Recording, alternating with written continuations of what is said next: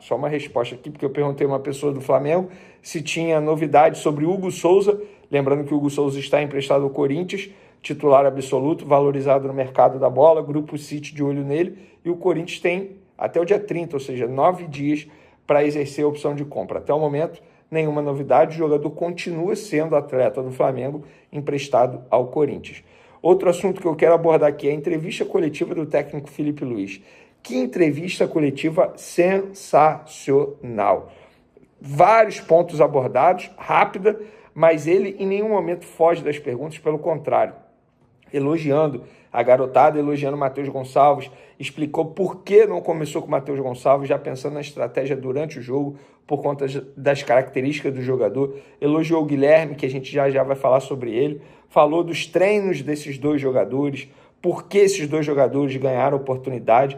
E nessa resposta, obviamente ele não cita o Lohan em momento algum, mas eu entendi que jogadores jovens que não vêm tendo oportunidade, é que não estão indo muito bem na atividade. O Lohan é um deles, um jogador que eu sempre me questiono por que parou de ter oportunidade, e pela resposta do Felipe Luiz dá a entender que o Lohan não vem treinando bem. Eu digo dá a entender porque eu seria leviano em dizer que o Lohan não está treinando bem, por isso ele não recebe oportunidade. Seria leviano da minha parte. Eu não posso dizer isso, eu não estou acompanhando todos os dias. Embora eu ouça de uma fonte ou outra como é que foi um treino ou outro, mas todo santo dia eu dizer como foi o treino, não tem como eu dizer que o Lohan vem treinando mal. Mas na resposta dele, dá a entender que outros jogadores não estão tendo oportunidades por conta do treinamento. Inclusive, repito, Felipe Luiz, a forma como ele fala, ele entende muito de Flamengo. Cada resposta dele, eu tenho certeza absoluta que ele será um baita treinador. Se vai ter sucesso no Flamengo ou não, a gente não sabe, só o tempo dirá. Mas é um profissional que tem muito potencial. Ele disse que dá treino, grava os treinos, chega em casa, revê os treinos para ver o que precisa melhorar. Então, é um profissional que tem muito futuro. Então, parabéns ao Felipe Luiz, e ele entende muito de Flamengo. Isso é importante. Um jogador que foi titular, perdão, galera, e jogou muito bem, foi o Pulgar. E uma curiosidade, ele foi o jogador que mais percorreu com a camisa do Flamengo em campo. Mais de 11 quilômetros que ele percorreu, tá? 11 quilômetros, isso é muita coisa, gente. E ele chegou a uma velocidade de 32,2 quilômetros por hora. Ele deu 11 sprints. Sprint é aquela corrida rápida, o tiro, né? Então, são números que chamaram a atenção da comissão técnica. Eu apurei essa curiosidade, estou trazendo aqui para vocês. Por quê? Foi um jogador que jogou na base de sacrifício, sentindo dores, não se apresentou à seleção chilena por conta dessas dores musculares. Então, é um jogador que a gente precisa valorizar. Inclusive, a diretoria do Flamengo perdeu uma ótima oportunidade de renovar o contrato dele durante essa temporada. Ficaram deixando para depois. E esse abacaxi, quem vai descascar será a próxima gestão. E eu digo abacaxi para descascar, por quê? Porque é um jogador que tem contrato curto, até dezembro de 2025. Se o Flamengo não abrir o olho, vai perder esse jogador que está valorizado de graça. Um jogador titular. Se preocuparam tanto com o Gabigol e esqueceram um jogador que é extremamente importante, valorizado no mercado europeu, inclusive, que é o Eric Pulgar. Jogador importante. O Flamengo deixou de stand-by, botou na gaveta, são termos utilizados por fontes dessa negociação, e agora a próxima gestão vai descascar esse abacaxi, porque para renovar o contrato desse jogador vai ser muito difícil.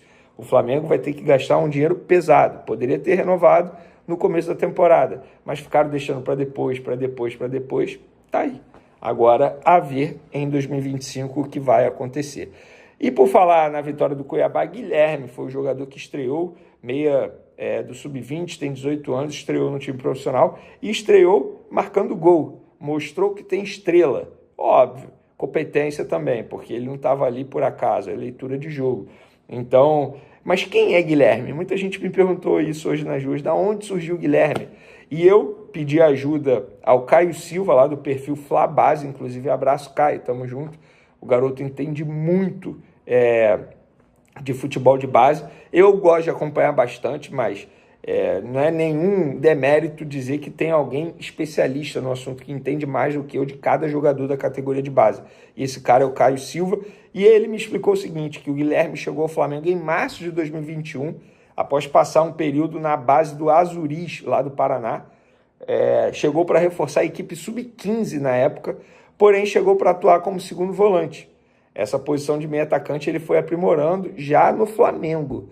Felipe Luiz foi o maior entusiasta nele para atuar nessa posição, tanto que na lista de preferência ele escolheu o Guilherme, passando na frente do próprio Lohan, que já atuou ali na época do Tite, no período da Copa América. E o contrato dele com o Flamengo, pelo que apurei, vai até 2026, com uma multa rescisória avaliada em 80 milhões de euros. Ou seja, uma multa alta, dificilmente um clube vai chegar e vai pagar isso aqui pelo Guilherme. Mas o Flamengo está protegido, digamos assim, porque eu já vejo muito torcedor preocupado. Guilherme vai sair do Flamengo, está se destacando, alguém vai chegar, vai pagar a multa. Não é assim, gente, calma, fica tranquilo que não é assim desse jeito. Até porque, não é porque o Guilherme fez um gol no time profissional que pronto, agora é o novo Zico. Não, pelo contrário. Inclusive, é um garoto, pelo que eu soube nos bastidores, que assim, cara, é um cara super profissional, preocupado com alimentação, com hora de sono, treinamento, fazer recuperação em casa. Então é um garoto que tem um futuro bom pela frente e ele se espelha muito em Arrascaeta dentro de campo. Ele olha o Arrascaeta como uma espécie de referência, um ídolo para ele. Bacana demais. Boa sorte ao Guilherme. Para finalizar nosso vídeo, Marcos Braz quebrou o silêncio sobre Gabigol. Em uma entrevista ao GL, disse que apenas comunicou o Felipe Luiz, que o Felipe Luiz não participou. Abre aspas. Eu comuniquei o Felipe Luiz. Claro que a gente sempre tem uma boa conversa, tem uma excelente relação com ele. Mas, para deixar claro, o Felipe Luiz foi comunicado, ou seja, não participou nada. Então, eu acredito que com o Felipe Luiz, o Gabigol não fez nada. Embora o Marcos Braz alegue, até mesmo nessa entrevista aí, que foi um fato ou outro no vestiário que fez a diretoria tomar essa decisão de afastar o Gabigol. O Marcos Braz disse que espera que o Gabigol faça um jogo de despedida, pode ser contra o Internacional, até mesmo contra o Vitória, que são os dois jogos que o Flamengo ainda tem no Maracanã, um dia 1º e o outro no dia 8 de dezembro. E outra declaração que ele deu aqui: a gente não precisa externar nem qualificar o episódio. O que posso falar é que a gente está há 6 anos na vice-presidente de futebol e sempre administrando não só situações do Gabriel, mas de outros jogadores também. A gente sempre fez com a mesma métrica. Quando a gente acha que o clube deveria se posicionar, a gente chegou e sempre fez isso de maneira pontual. São declarações do Marcos Braz. Eu tinha esperança de ajustar, sabia como era complexo, sabia o que as partes deveriam ceder. Isso não foi possível, mas eu fiquei no meio desse processo tentando equacionar esse problema. Sobre a renovação de contrato, a gente sabe que o Gabigol não vai renovar, tá? Para aquele que ainda acredita nisso, não vai. O Gabigol já decidiu que vai sair. Então, são os últimos dias de Gabigol com a camisa do Flamengo.